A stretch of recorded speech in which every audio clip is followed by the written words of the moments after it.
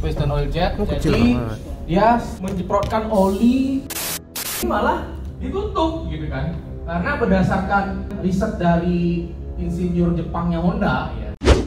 Hello bro and sis, untuk yang baru join channel ini jangan lupa tekan tombol subscribe. Terima kasih. Kembali bersama aku Manik di 3835. Di video kali ini teman-teman kita mau nelanjangin EDV 160 seperti ini ya. Nanti kita lihat lebih detail. Tapi sebelum itu sekedar info, jika di channel ini kamu bisa lihat ragam modif, ragam info terkini dunia otomotif, dan ragam lifestyle. Kamu bisa lihat di daftar video kita sebelumnya. Oke, kita telisik si EDV 160 ini.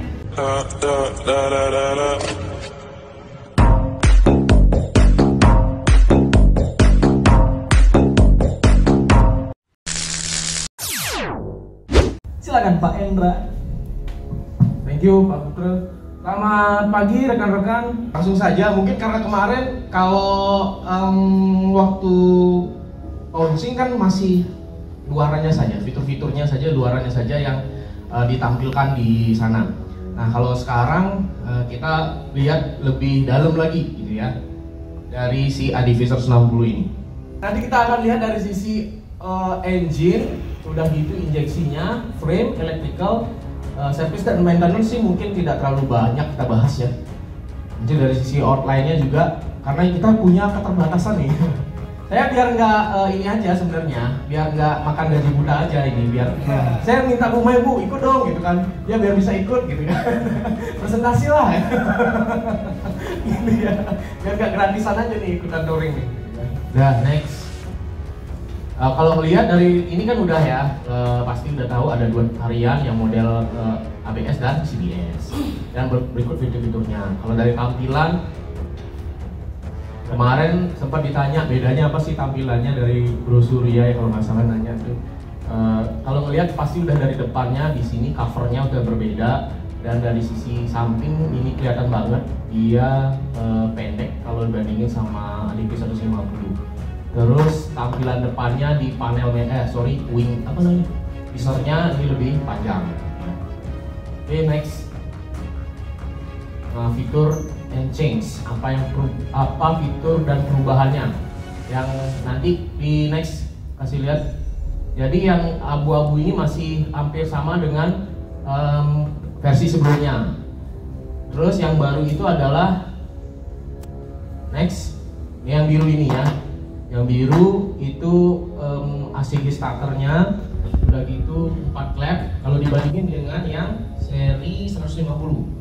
Udah gitu uplink engine hanger, jadi posisi mesinnya yang digantung, nanti boleh dilihat di sini. Nanti boleh dilihat langsung setelah ini mungkin. Tadi sudah sempat. Jadi posisi engine-nya ada di bagian atas. Pemegang engine-nya di bagian atas. Terus yang baru lagi next. Frame-nya pasti udah kelihatan, frame-nya baru, dan large box luggage capacity yang sebelumnya 28 liter sekarang jadi 30 liter. Berikutnya panel maker with multi switch, switch, jadi satu switch ya. Dan kapasitas tangki bahan bakar yang sebelumnya 8 liter sekarang jadi 8,1. Berikut juga ada tempat untuk naruh tutup tangki. Dan itu next. Soket chargernya USB Type A, jadi langsung memang sesuai dengan kebutuhan si smartphone. Sekarang tujuannya emang untuk pakainya ke smartphone. Cuman kalau sebelumnya itu karena dikasih lighter itu memang beberapa kali ada salah penggunaan ya.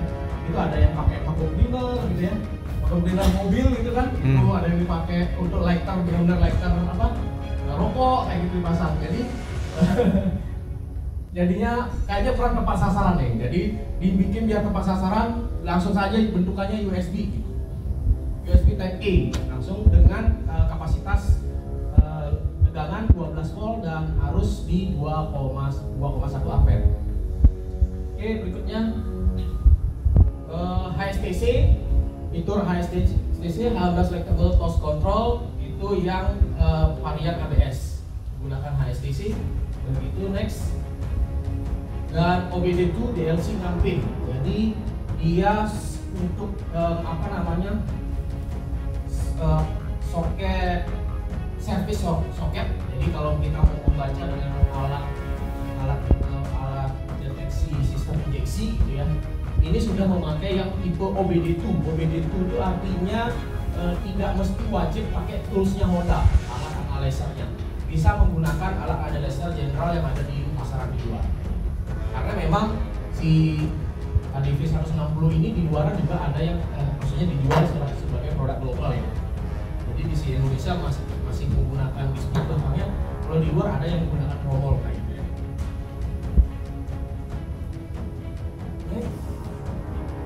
Taper handlebar. Nah ini sebenarnya fitur yang dipertahankan dari model sebelumnya tapi ada perubahan. Udah gitu wavy disc brake front and rear. Jadi model disc brake-nya menggunakan tipe wavy. Jadi pendinginannya lebih bagus lah. Sistem pengeremannya pendinginannya jadi lebih bagus. Begitu next. Kita lihat dari sisi engine. Engine-nya memang kalau di atas kertas ini hampir sama dengan yang tadi saya bahas si PCX, Vario 160 dan juga si ADV. Angkanya ini adalah dyno engine di 60x55,5 dengan nilai displacement-nya 156,9 dan rasio kompresinya yang lumayan tinggi di 12. Jadi, nah ini nanti ada salah satu fitur yang sebagai alasan kenapa dia fitur itu disematkan, karena ada kompresi rasionya yang tinggi 12/1 dengan keluaran tenaga di 11,8 dan torsinya di 14,7. Ini sebenarnya angka di dyno engine, tapi dyno sasisnya saya belum dapat angkanya. Ketika udah sampai di roda belakang dan lain berapa sih sebenarnya angka yang keluar. Tapi akan berbeda hasilnya dengan PCX, dan ADV 160. Next. Nah ini dia. Ya ini dia. Jadi saya tadi bawa engine ini sebenarnya mau ngejelasin selama ini kita punya mesin ESP dan juga fitur-fitur yang ditampilkan kayak gitu ESP itu. Tapi kalau melihat langsung kayak apa sih sebenarnya yang namanya, kalau ACG starter mungkin sudah umum ya. Nggak bawa ACG-nya di sebelah. ACG starter udah umum. Compact combustion chamber, jadi desain dari pembakaran ruang bakarnya yang lebih kecil sehingga pembakarannya bisa lebih maksimal. Udah gitu roller rocker arm ini sebenarnya fitur yang ESP ini kan sudah dari generasi generasi engine. Kalau hitung-hitungan sih sebenarnya dari generasi engine PCX 125 ya, sebenarnya udah menggunakan ESP. Cuman di blow up-nya itu baru di Vario 125 tahun 2012 ya kalau nggak salah, yang generasi ESP. Sebenarnya dari PCX 125 itu udah teknologi ini sudah ada. Dan di eranya PCX 160 baru keluar yang namanya ESP Plus gitu ya. Yang pertama ada 4 valve bore atau struknya dengan kompresi rasio yang tinggi. Jadi clampnya menggunakan 4 clamp. Jadi mesinnya hanya menggunakan 4 clamp. Ya. Sini 1 2 3 4. Sudah gitu hidrolis cam chain tensioner lifter. Jadi stud kamraknya di area blok itu menggunakan sistem hidrolis. Biasanya kalau motor pada umumnya gitu menggunakan yang model mekanis yang pakai bekas daun kayak gitu ya. Jadi dia menggunakan tensioner lifter yang model hidrolis, terus optimizing airflow di area filter udara. Jadi box filter udaranya lebih gede karena memang sesuai kebutuhan. Kebutuhannya kan memang di area engine udah gede dan kompresi rasionya yang besar, jadi kebutuhan aliran udaranya juga. Dan karena engine-nya semakin kesini semakin gede dan rasio kompresi juga semakin besar, maka perlu redaman dari area kroas, crankshaft gitu ya, terutamanya di area bearing yang lebih bagus supaya dia meminimalisir yang namanya noise dan juga getaran gitu ya. Jadi dipasangkanlah ESP Plus-nya high rigidity of the crankshaft with roller bearing. Jadi kalau biasanya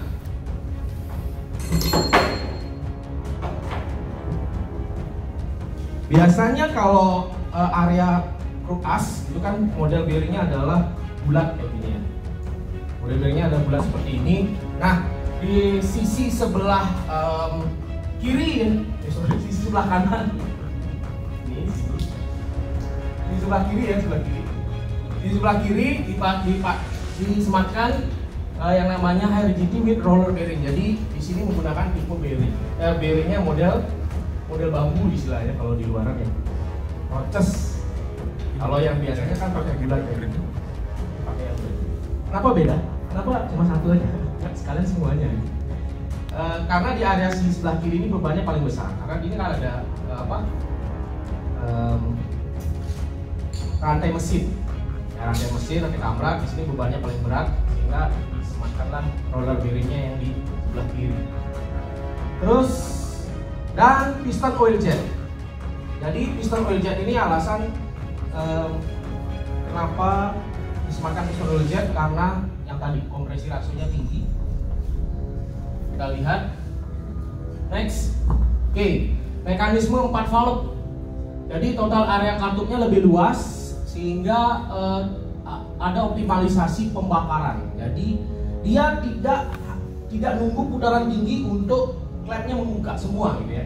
Ini dari putaran bawah klepnya sudah membuka semua sehingga ada optimalisasi pembakaran dan juga efisiensi di area gas buang gitu ya. Terus perubahannya kelihatan bahwa kalau yang dulu itu nearly square engine-nya karena 57 dan 57, bornya 57, terus stoknya 57. Tapi yang sekarang udah arahnya nearly overbore. Jadi gedean pistonnya dibanding panel atas. Jadi kecenderungannya yang dikejar kalau ngelihat spesifikasi engine sih seperti power yang dikejar. Cuman karena ini adalah ADV, nanti yang dikejar adalah tarikannya, torsi.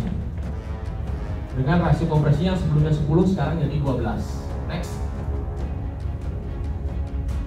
Ini dia roller bearing crankshaft. Sudah ini ya, roller bearing crankshaft. Oke, hari Senin harga naik ya. Hanya hari ini saja. Mengurangi getaran, juga noise dan defleksi yang namanya kompresi yang tinggi kan bisa jadi kadang kayak ada aikan gitu ya, ada defleksi. Jadinya dipasangkan yang model rigid seperti itu. Oke, roller bearing. Nah, oke, berikutnya piston oil jet. Piston oil jet nih dibedah dulu, boleh ditarik. Tarik, ya, keluar. Begitu, bukan. Tarik lagi. Nah, ini taruh di bawah. Jadi piston oil jet ada di area sini ya.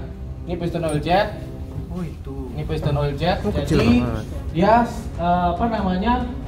menjeprotkan oli ya atau menembakkan mesin ke sisi belakang piston. Jadi dia berada di bagian bawah blok gitu ya. Bloknya bagian bawah, nanti disemprotkan di sisi sini. Jadi tujuannya untuk mendinginkan sistem area pistonnya, dan tujuannya juga untuk mencegah terjadinya knocking atau ignition timing yang maju atau advance ignition timing gitu ya. Kesalahan penggunaan bahan bakar kan idealnya 2012 itu ron oktannya kan antara 92 atau 94. Kalau 90 masih susul lah gitu ya. Tapi kalau dia pakai 88 itu tidak dianjurkan sebenarnya ya. Tapi untungnya bensin udah nggak ada ya, premium udah nggak ada. Premium ronnya 88, Pertalite 90, Pertamax 92, Pertamax Plus itu 94. Jadi idealnya sini di 92. Cuman ya bisa jadi, dan juga ini unitnya tidak dijual di Indonesia saja, jadi dijualnya di luar. Kan katanya kalau di kemarin yang nonton, saya ngikutin Mario Iron apa namanya IG-nya dia. Will Story, dia katanya beli aplikasi ini di Brasil itu ronnya 80 katanya. Ronnya 80, jadi batuk-batuk itu aplikasi. Ronnya 80, wow. Di sini udah 88, udah paling rendah kelasnya 88. Gila. Premium gitu ya. Di sana masih 80. Nah, karena ini produk global dijual di luar kan, bisa jadi kan makan bensinnya tidak sama gitu ya. Bisa jadi kalau di luar makan yang model bensin yang RON-nya rendah, itu kan titik bakarnya lebih tinggi, dia lebih cepat terbakar. Nah, supaya dia tidak terjadi pembakaran awal karena kompresinya tinggi, jadi titik bakarnya biar gak meledak sendiri tanpa lewat busi gitu ya, maka disebutkan piston oil jet itu tujuannya untuk mendinginkan kalau terjadi yang knocking gitu ya, jadi knocking dan juga timing advance supaya nggak terlalu panas pistonnya pada saat proses pembakaran gitu. Itu tujuannya piston oil jet yang dipasangkan. Lifter, hydraulic capture tensioner lifter, nggak ke bawah sih, piston.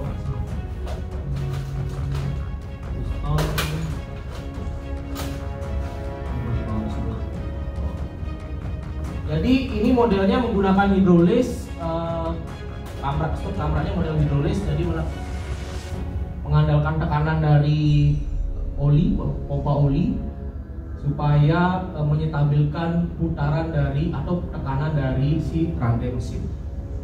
Rantai mesin itu kalau semakin tinggi putaran mesin, maka goyang ya, ayunan dari si rantai mesin akan semakin besar juga. Maka dia supaya meminimalisir noise gitu ya dan getaran, gesekan, maka pakai yang model hidrolis. Tujuan. Jadi ya dengan minim noise, minim getaran ya efeknya ya ke efisiensi bahan bakar dan juga output performa mesinnya jadi lebih bagus. Terus next Bu. Dan ini jalur olinya dari pompa oli itu nih bak Carter, terus dihisap lewat jalur sebelah kiri itu di oil strainer screennya, terus bawa ke pompa oli, dari pompa oli baru disemburkan ke bagian piston oil jet dan juga ke hidrolis capture tensioner menuju ke area depan. Terus next. Rep sistemnya menggunakan dimensi yang lebih besar dari pulinya dengan akurasi balancing yang lebih tinggi, terutama di area ini ya. Di area puli belakang, di area puli kopling. Nah, kenapa modelnya dia lebih ketutup? Padahal di pasaran itu justru dibolong-bolongin gitu ya. Yang ini malah ditutup gitu kan? Karena berdasarkan riset dari insinyur Jepangnya Honda ya. Katanya di area kopling ini, di area mangkok kopling ini justru rentan dengan kotoran gitu ya. Jadi ketika dia diberikan lubang, itu justru kotoran yang dari area, terutama kan area yang bergesekan itu di area pibel sama puli ya. Ketika bergesekan putaran tinggi kan hasilnya residu kotoran, itu cenderung bisa masuk ke area mangkok ini, rep puli ya, di driven puli ini, di area belakang ini, itu dia bisa masuk ke sana sehingga bisa bikin kampas koplingnya jadi kotor. Jadinya desainnya yang sekarang dibuat tertutup, di samping juga untuk meningkatkan balancing. Ketika dia semakin banyak lubang, ada kecenderungan ketika putarannya jadi panas, besi logamnya memuai kayak gitu ya, jadi balancingnya juga tidak bagus, jadinya dibuat tertutup seperti itu desainnya. Ini lubangnya dua, ini lubang untuk melepasnya saja. Kalau bisa ditutup semua, tapi sebenarnya ada fungsi yang lain untuk melepasnya. Oke, next Bu. Sistem injeksinya sebelumnya 26, sekarang 28 mili. Oke, diameternya, sensornya komplit. Jadi komplit sensornya yang dipasang di IDV ini, mulai dari IACV, intake air control valve, itu yang mengatur kalau motor karbu disebutnya auto choke gitu ya. Ini disebut intake air control valve, jadi yang mengatur putaran aliran udara pada saat engine-nya dingin. Udah gitu ada SCU ini si otaknya sistem semaki.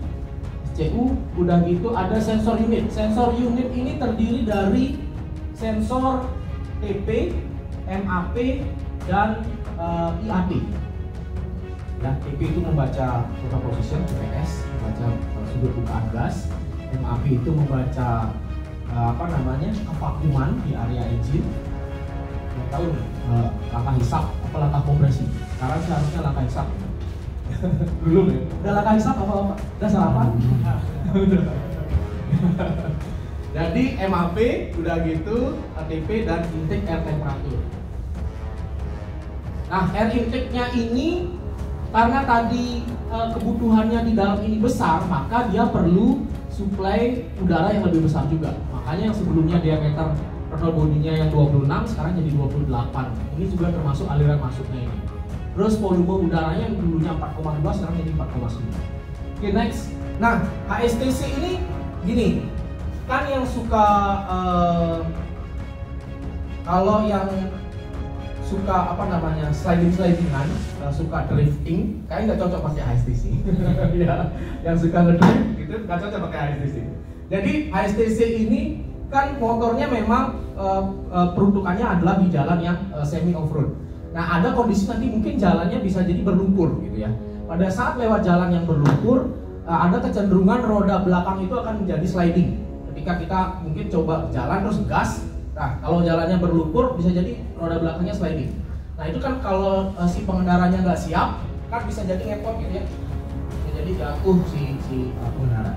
Nah, fitur HSTC ini membatasi yang namanya putaran roda belakang dengan membaca perbedaan putaran antara roda depan dengan roda belakang. Jadi ketika kalau motor itu sliding kan kecenderungannya roda belakangnya lebih cepat ya dibanding roda depannya. Ketika roda depannya coba ngerem, belakangnya pasti coba masih terus ngesot kayak gitu. Jadi dibaca perbedaan itu sehingga HSTC ini akan diaktifkan dan dia akan membatasi volume bahan bakar ya untuk menjaga agar kecepatan putar roda belakang sama dengan roda depan. Jadi efeknya kayak nyendak gitu. Kalau mau nyoba HSTC-nya paling gampang itu di jalan keramik. Kalau lantainya keramik itu jalan nanti sliding belakangnya itu pasti HSTC-nya kan kayak nyendak kayak gitu deh. Jadi itu yang diatur dan pada saat HSTC-nya aktif dia akan ngeblink ya.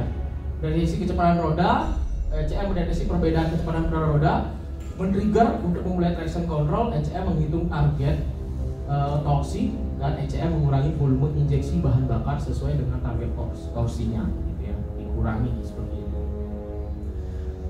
Jadi HSTC ini sekarang tergantung si pengendaranya mau diaktifkan apa enggak, itu bisa di-setel. Cuman secara default dia normally on.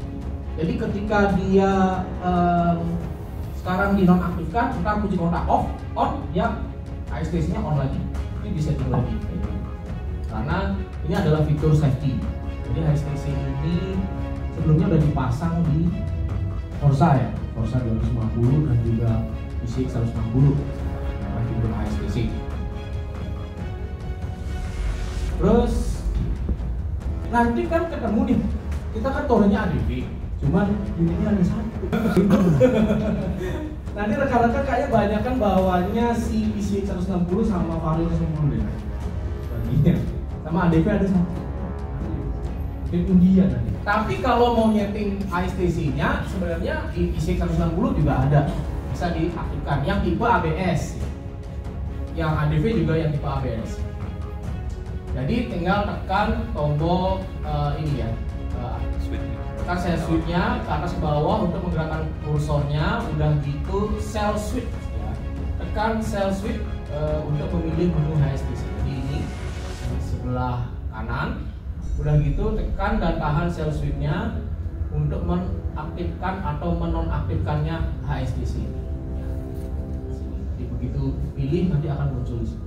Jadi ketika dia off akan ada tanda indikator T-nya ini yang menghilang gitu ya. Jika HSTC-nya di set off dan motor masih dalam mode inisiasi belum dikendarai atau lebih dari 3 km per jam sejak kontak on, maka kedua indikator akan menyala di awal. Ya. Oke, next. Kondisinya HSTC on dan HSTC off, gitu ya. Diagnosis awalnya pada saat dia di-on-kan dan diagnosis awalnya pada saat di-off-kan. Oke, next. Dari sisi frame kita lihat frame-nya sebenarnya konsep comfortable dan high quality riding performance. Dari sisi frame sebenarnya dia udah turun berbobotnya 760 gram dibanding seri yang sebelumnya. Jadi hampir 1 kilo. Tapi kalau secara totalan dia lebih berat 3 kilo. Karena memang sumbangannya banyak dari engine. Oke, next.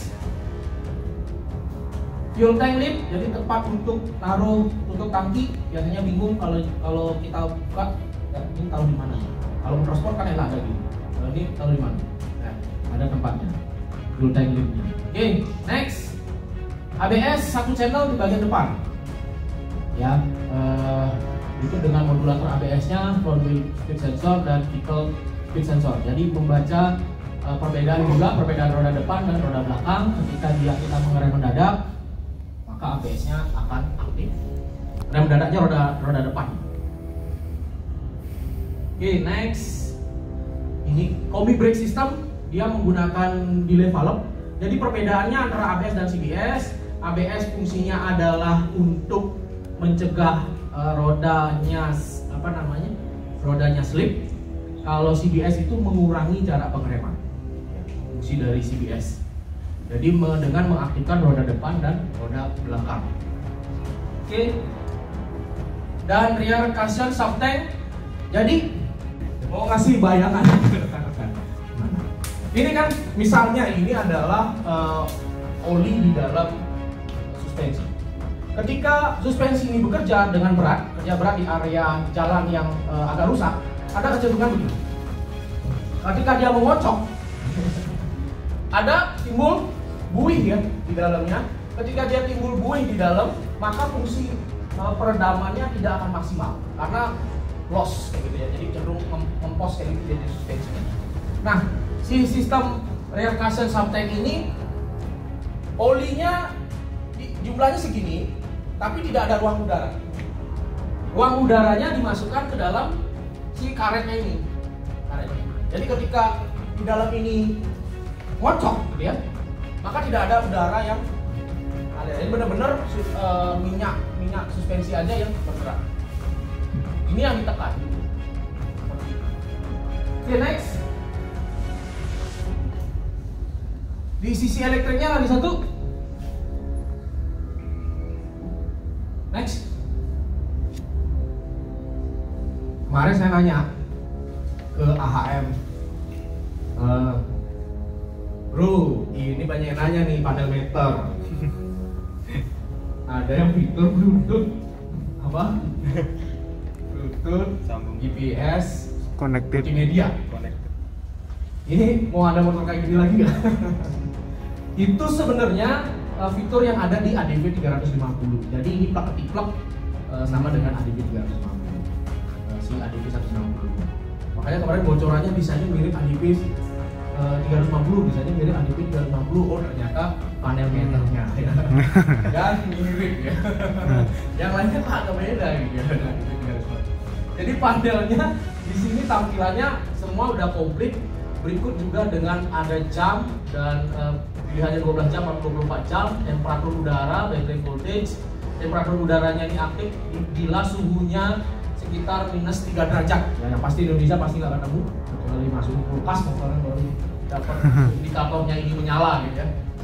Di Indonesia pasti nggak ketemu karena ya memang produk global akan padam pada suhunya sekitar 5 derajat. Ya. Terus ada average fuel mile age, elapsed time, current fuel mile age, odometer dan trimeter. Satu-satunya baru pertama kali kita metik menggunakan ini apa namanya tadi? Tachometer ya.